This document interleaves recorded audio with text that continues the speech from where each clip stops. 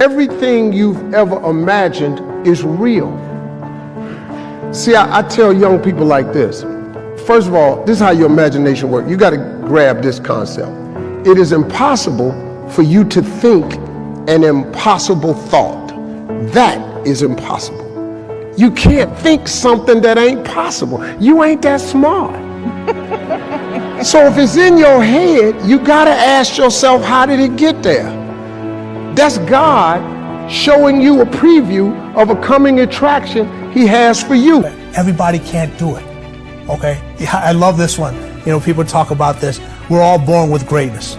We're not fucking born with greatness. You earn greatness, okay? That's a bullshit line to sell fucking shit, to talk about we're all born with greatness, okay? That's the raw stuff about giving people hugs and high fives and all that other stuff. That's a fucking high, okay? I tell people, what do you got to do to get to paradise? You got to fight like fucking hell. I just be myself. I think people respect that when you just an authentic person.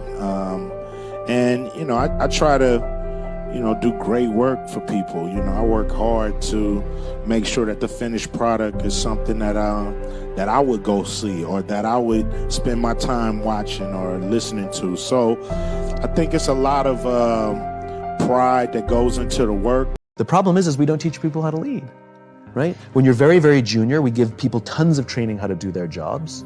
Some people get advanced degrees how to do their jobs so that they'll be good at them. And if you're really good at your job, we'll promote you. And eventually you get promoted to a position where you're now responsible for the people who do the job you used to do, and we don't teach you how to do that. So how can we expect people to be good at their jobs if we don't train them how to do it? Like, would you go see a doctor that didn't go to medical school? No. So why would we work for a leader who has no training in being a leader? That's why we get managers. That's why we get micromanagers. That's why we get toxicity. It's not because they're bad people. It's because they don't know what they're doing. And they're making it up as they go along. I care a lot about the truth of things and trying to understand the truth of things. I think that's important. If you're going to come up with some solution, then the truth is really, really important, I think. I try to think of, it's difficult to obviously come up with things that are praise for oneself, or there's bad and good here, but I think sometimes they're just the things that seem quite clear and obvious to me, and I don't understand why they aren't so obvious to everyone. In our society, we often don't take on big things because we're so afraid of making mistakes that we ignore all the things wrong today if we do nothing. The reality is, anything we do today is going to have some issues in the future. But that can't stop us from getting started. So what are we waiting for? It is time for our generation-defining great work. Every challenge I take, I have a big vision. I put a lot of effort, a lot of sacrifice in things I do.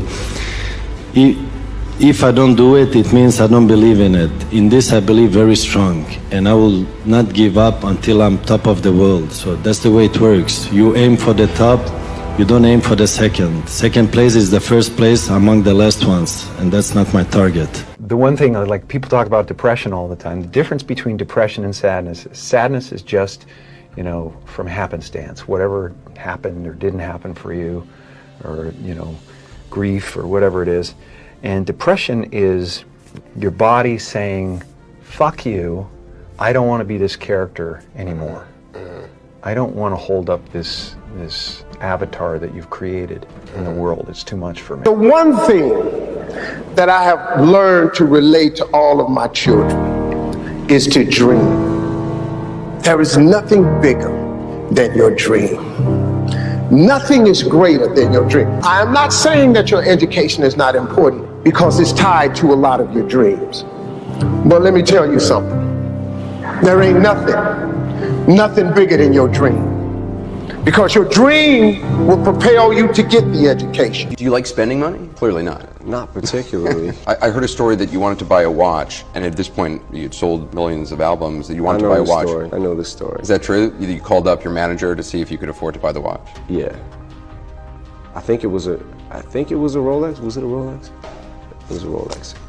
And I asked him, could I afford it? Because that they make fun of me for it, but I'm for real. Like, I don't, you know what I mean? Like, this is the whole money thing, all that stuff was brand new to me.